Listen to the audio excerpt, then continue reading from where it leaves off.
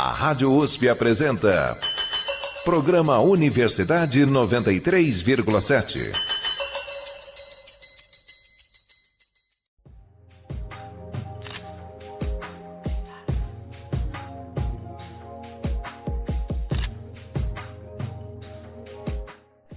Mulheres e a pornografia. Bom dia, ouvintes da Rádio USP. Meu nome é Mariana Marques e você está ouvindo agora o programa Universidade 93,7. E eu sou Ana Paula Alves, e o assunto de hoje é mulheres, pornografia e erotismo. Um assunto complexo que envolve diversas camadas de exploração e violência de gênero e que vem sendo cada vez mais discutido, mas que também envolve uma apropriação da produção para mostrar um olhar não hegemônico sobre o que é sensual e erótico. Durante décadas, mulheres têm sido violadas das mais diversas formas para a produção de vídeos e filmes pornográficos, sempre pensados para o consumo masculino dessas imagens e corpos. Isso gera, além da exploração das mulheres que participam dessa produção, uma forma problemática de lidar com sexualidade, já que cria um imaginário de sexo que coloca o homem como centro e a mulher como um objeto sexual. Mas essas discussões também envolvem pessoas que defendem a produção e consumo de uma pornografia feminista ou, de forma mais ampla, uma pornografia desviante, que não seja violenta e que se distancie do olhar masculino e objetificador. E essa produção vai além do formato de pornografia convencional que a gente conhece. Envolve obras em texto, áudios ou fotos. As possibilidades para explorar o erotismo são infinitas. Esse é o terceiro e último episódio do nosso programa sobre mulheres na pornografia. As duas primeiras partes já estão disponíveis no nosso site, usp.br/radiojornalismo. No especial de hoje, nossas convidadas debatem sobre como elas veem a pornografia que elas produzem, empoderamento, como elas pensam suas produções artisticamente e quais são as dificuldades de trabalhar com algo que envolve tantos temas sensíveis e tabus. Contamos novamente com a participação da nossa convidada Biana, que é produtora do podcast erótico Textos Putos, e também com a Nino Brasileiro, que produz conteúdos pornográficos desviantes para sites e plataformas online. Biana, ainda nesse tema, nesse tópico, de que forma você considera que o male gaze e o olhar masculino, ele afeta a produção erótica, mesmo quando ela está sendo produzida por mulheres? Qual é o começo da pergunta? De que forma você considera que o olhar masculino afeta as produções eróticas, mesmo aquelas que são feitas por mulheres? O patriarcado, né? O patriarcado é o câncer da nossa sociedade, né? E assim, que basicamente é dirigido, é alimentado por homens cis, hétero, brancos, que estão o tempo todo criando as suas narrativas e destilando os seus desejos limitados, perversos, preconceituosos, que não contemplam o prazer feminino. Então, a sociedade, como ela é basicamente abarcada por isso, por essa narrativa, a gente é afetada o tempo todo. Então, quando você vai produzir uma foto, alguma coisa, você, às vezes, inconscientemente está pensando em como que você vai agradar esse sistema. Às vezes, você não tem nem muito o que fazer, que nem quando uma pessoa é estuprada. Quando isso aconteceu comigo, eu pude sentir...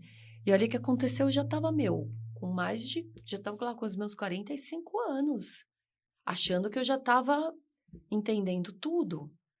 Mas não é assim, quando você vê uma arma apontada para você ali, que no caso é o pênis do estuprador. É uma arma, você não tem o que fazer, a não ser fazer o que ele quer. Até que você comece a entender que você pode sim fazer. Mas até isso acontecer... Respira fundo. Então, não é simples, né? Uma tensão o tempo todo. E você, Nina, você tem alguma experiência com isso também? Com as suas próprias produções também? Você já se pegou pensando se você também não estava fazendo algo que talvez também também colaborasse com toda essa máquina do patriarcado, né? Sim, principalmente quando eu tô querendo muito dinheiro. E aí eu sei que tem alguns que gozam muito rápido, muito fácil e gemido falso. Pronto. Rapidinho, R$ 100, 3 minutos. Então, é muito contraditório e hipócrita, tipo... e aí eu não viro... Isso às vezes vem na minha cabeça até, tipo assim, não sou eu que estou sendo hipócrita e contraditória, é esse sistema que eu estou dentro. Então, eu estou reproduzindo isso. Mesmo tendo os meus outros ideais, mesmo tendo feito minha monografia de pornografia desviante, estudado a construção do site da Ediporn e tal. Então, aí vem a lógica do capitalismo também, dinheiro, e aí fica aí a reflexão. Mas o pornô feminista que vocês estavam debatendo, quando a gente se junta um monte de mulheres e vamos produzir o pornô feminista, cada uma vai querer fazer uma coisa. Então, eu não me aproximo tanto. Eu gosto mais de usar o termo do pornô desviante, que aí seria essa ideia de quem vai produzir não vai ser o cara cis, hétero e branco. E quem vai filmar tem que estar com tesão, quem vai mexer com a sonoplastia tem que estar, sabe? Todo mundo tem que estar alinhado naquilo, junto. E aí tá aberto para todas as corpas e acho que é por esse caminho.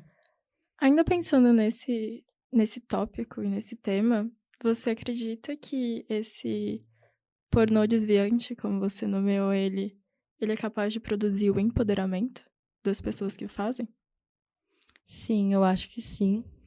Mas eu tenho que fazer um adendo, que não sou eu que falei do pornô desviante. É um conceito assim que eu aprendi na monografia com a Ediporn, que o nome mesmo, né? Edi vem de faça você mesmo. E a página completamente chama as pessoas para esse empoderamento, assim. Tem uma categoria lá que você pode mandar as suas próprios vídeos e edições, sendo amador ou não. E eu acho que é isso, porque tem aquele dado estatístico, né, super doloroso, que é que as pessoas mais assistem pornô com pessoas travestis e trans, e também, ao mesmo tempo, o nosso país é o que mais mata. Então, não é só a questão de estamos dando visibilidade para as pessoas travestis, elas estão lá no pornô tradicional, está lá no Camfor, no Xvideos, você pode ver. Mas é aquela coisa de estar servindo também, né? Assim, de estar sendo dirigida por um opressor social, e que seria o tal do homem, do patriarcal. E aí acho que o pornô desviante é isso, assim, é dar esse empoderamento de você criar a sua narratividade, o seu imaginário, partindo de um lugar seguro. E não de uma pressão, assim, de não tem para onde escapar, eu preciso do dinheiro, eu não sei como criar, esses homens vão me guiar. E então não tem esse ambiente hostil, assim. Acho que isso chama as pessoas e empodera, assim. É uma relação muito diferente com a produção quando você faz porque você quer fazer, né? Quando você decide fazer aquilo porque você gosta de fazer aquilo e você decide como você quer fazer aquilo, Sim. né? E é, nossa, muito difícil, assim. Sempre penso, ao mesmo tempo que tô lutando contra o machismo, né, eu não tô aqui para me exibir para você e tal, ao mesmo tempo eu também tenho um momento que eu quero essa parte da exibição. E é sempre uma coisa muito difícil das pessoas entenderem, né? Assim, de um julgamento e hipocrisia de novo, porque ao mesmo tempo que querem me ver, não querem que eu me mostre, ou querem controlar quem vai ver. Então tem essa coisa do controle. É uma questão de espaços mesmo, assim, de produções diferenciadas, mudar essa coisa pela raiz, assim, para conseguir ter esse empoderamento. E você, Biana, o que você pensa sobre esse tema? Mariana, eu penso que quando você pega aquilo que é seu de volta, e no caso, aqui, a nossa sexualidade, não tem como você não se empoderar, sabe? Seja através do pornô, seja através da sua vida cotidiana sexual. Você tá lá, você pega, você agora tá dirigindo isso. É seu. Quando você se posiciona, quando você tá numa relação com alguém e você fala, peraí, não gozei, quero gozar, ou não gosto disso, por favor, não faça isso. Então, é quando a gente vai tomando de volta, tomando o controle daquilo que é seu, né? Então, quando eu vejo esses pornôs desviantes, essas possibilidades de você se expressar, você tá... Porque o pornô mainstream, ele tem uma característica. Ele não vai educar, né? Ele vai te adestrar. Ele vai te dar algo pronto. Afinal, você está falando do seu corpo, do seu prazer, do seu desejo, das suas fantasias. Então, existem possibilidades e existe caminho de até você curar a sua sexualidade, porque é doente, né? A nossa sexualidade, coitada. A gente foi muito... né? Roubaram isso da gente, né? Então, quando a gente fala em pegar para nós, e eu procuro fazer isso através dos livros, do podcast, eu pego, é meu isso aqui, sou eu que estou falando isso. Isso aqui é meu, não é seu, você não me deu. Isso foi a minha experiência, eu senti, eu vi assim, eu gosto assim. Isso é poder. Isso é poder. E agora, indo para mais um outro tema, que o erótico ele é algo bem complexo, né? Então, e muitas pessoas pensam que é só um produto que é feito sem critério, sem muito objetivo, que só serve para ser consumido e ser vendido, mas nada impede das produções eróticas também terem uma profundidade artística, né? Então, Nino, como você pensa essa relação entre pornografia e algo mais artístico também? Eu gosto de quando chamam de show.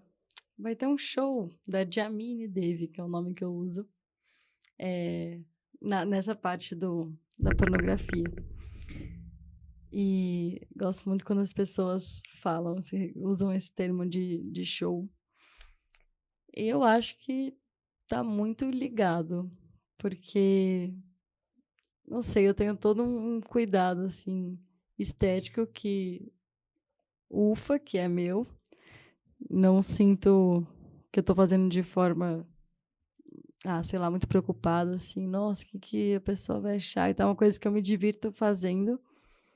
Tanto se for roupa ou cenário, dá para ir para vários lugares, assim. E... eu esqueci o que eu ia falar. Sim. No teatro, eu gosto muito da parte de iluminação e trabalho com essa parte também. E no próprio site de pornografia, no Camfor, tinha um pessoal ali também que eu falei assim, nossa, esse pessoal aí não parece ser, sei lá, também estão desviando assim do que essa plataforma propõe. que era um casal que dava aula de iluminação para pornografia. E eles faziam as lives e tal, daí de terça-feira à noite eles davam essa aula. Olha, vamos conversar sobre o que você acha que sensação vai passar na pessoa que está assistindo uma luz vermelha. Você talvez vai estar sendo mais misteriosa. Aí, assim, né, umas coisas eu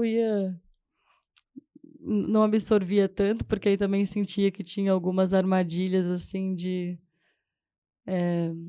personagens, né, da gente criar personagens nos shows. E não é sempre isso que eu procuro. Mesmo tendo esse detalhe de eu ter outro nome, né? Mas tá bem ligado, assim. Acho que até esse outro nome eu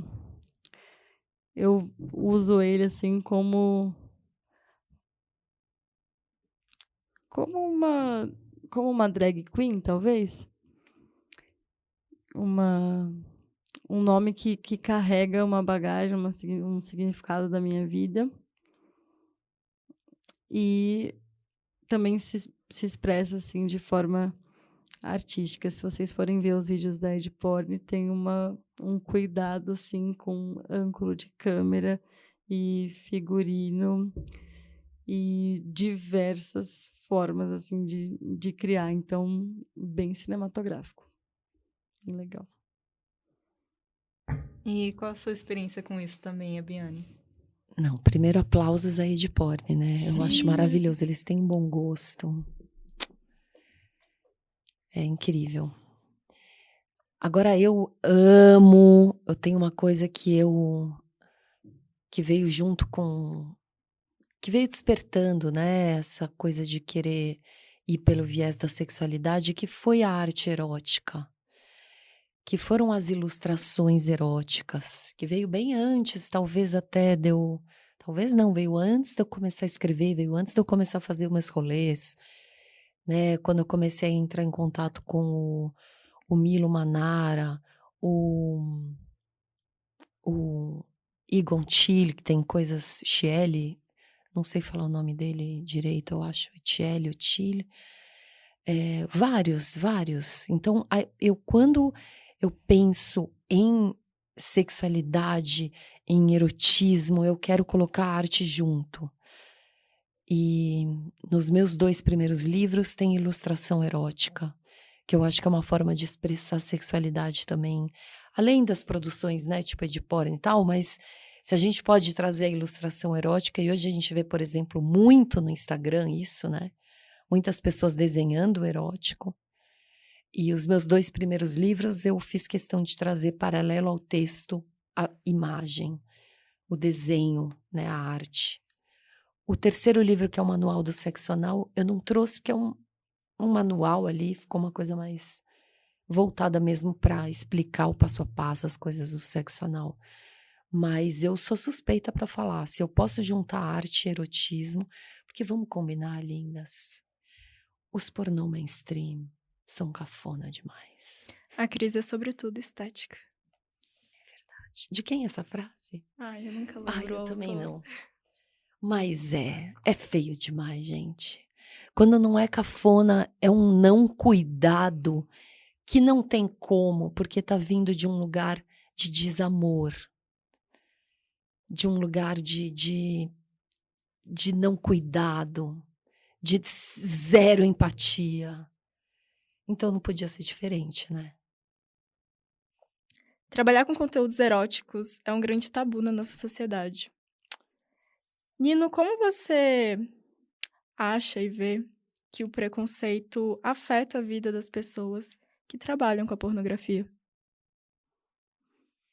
Nossa, é difícil falar sobre todas as pessoas, mas eu tenho contatos, né, com outras modelos que estão no mesmo site que eu ou não, mas que a gente se encontra, conversa. E é muito recorrente depressão, ansiedade, uma coisa muito que a pessoa some, assim, você fala: "Nossa, cadê? Onde é que tá? Estava tão ativa". E aí depois quando volta, volta ativa demais também. Então uma coisa, assim, uma onda de uns picos, né. E é dessa parte que eu posso falar, assim, porque eu acho que deve ter inúmeras inúmeros, consequências, né, assim, desse tipo de experiência de vida. Eu vou ter que falar do meu pai. Meu pai, como muitos homens, né, recebe, assim, no WhatsApp umas coisas escrachadas toda hora, assim, aquela mulher toda, que passou por vários procedimentos estéticos ou as travestis, aí: "Ah, tá vendo? Olha, queria enganar, ó, não enganou", esses comentários de grupo de homem, não sei o quê. E ele não ele consegue separar muito bem, né. "Ah, não, isso aqui é no grupo de WhatsApp, agora uma profissão, uma forma de se expressar artisticamente que a minha própria filha quer fazer, é uma coisa inadmissível". Então, acho que é muito doido, porque a gente fala também, né, no Brasil não tem educação sexual, fica as pessoas transam sem camisinha, e aí, sei lá, é um falso moralismo, assim, muito grande.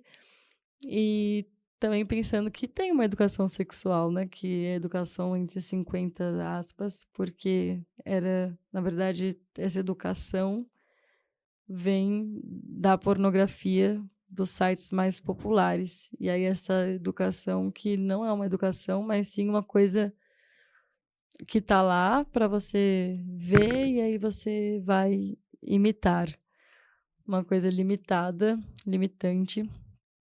E é isso, acho que essas são as dificuldades, assim, de você parecer que vive em 2 mundos e você quer abrir esse mundo. Às vezes você quer abrir para desabafar, porque você está muito muito mal por causa de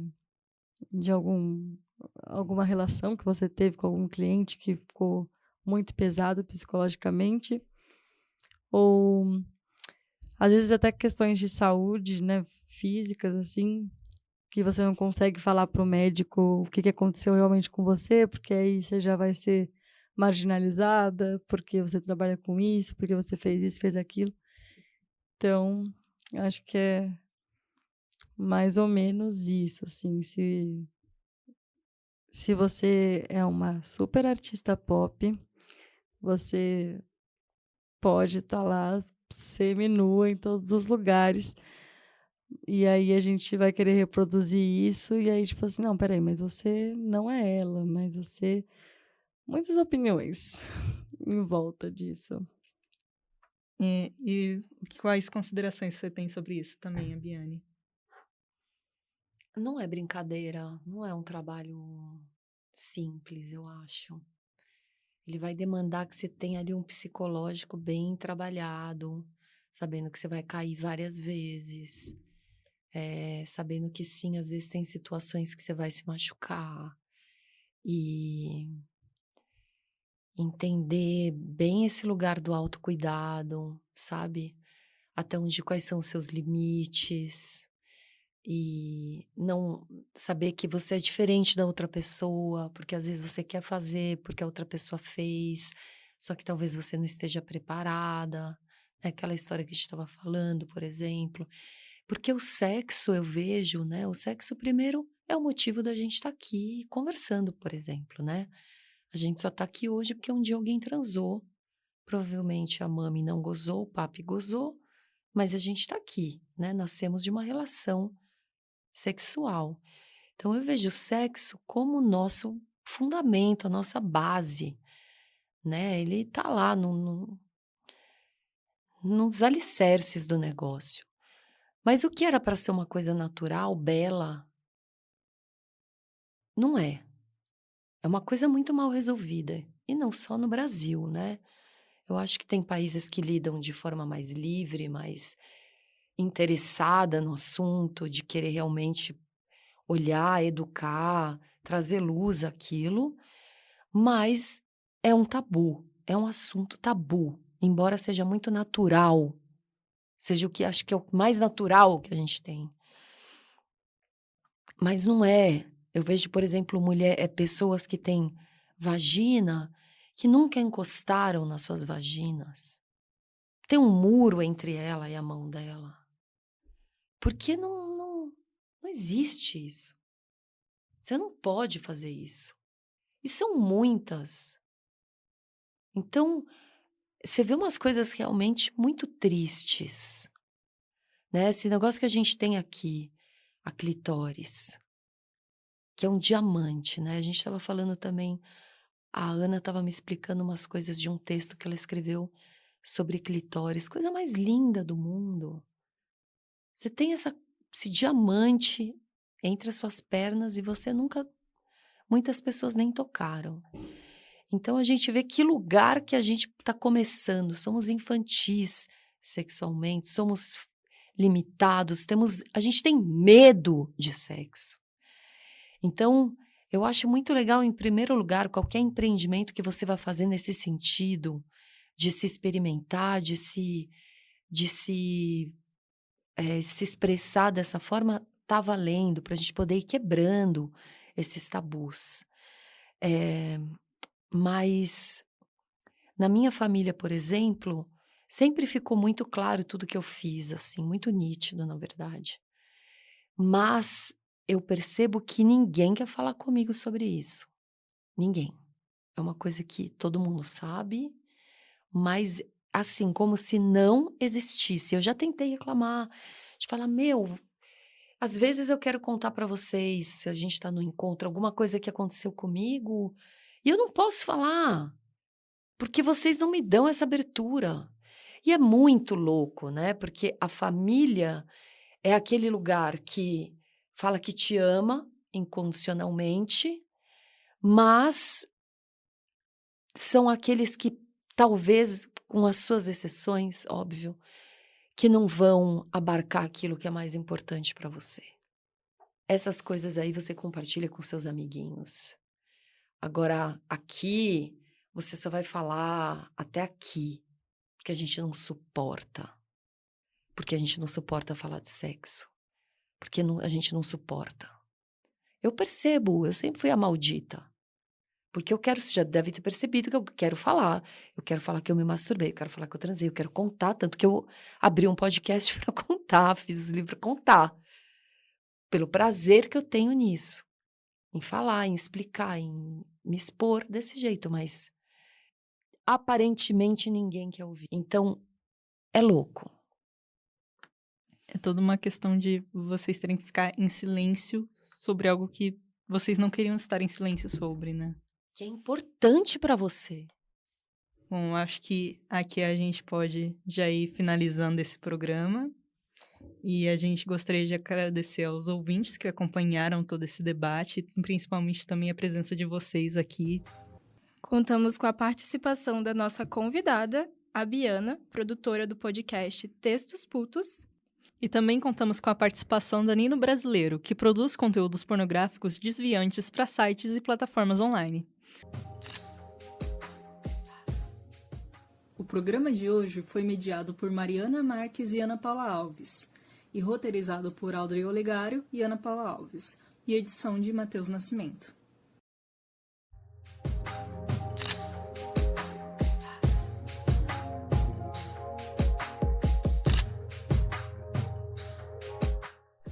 Mulheres e a pornografia.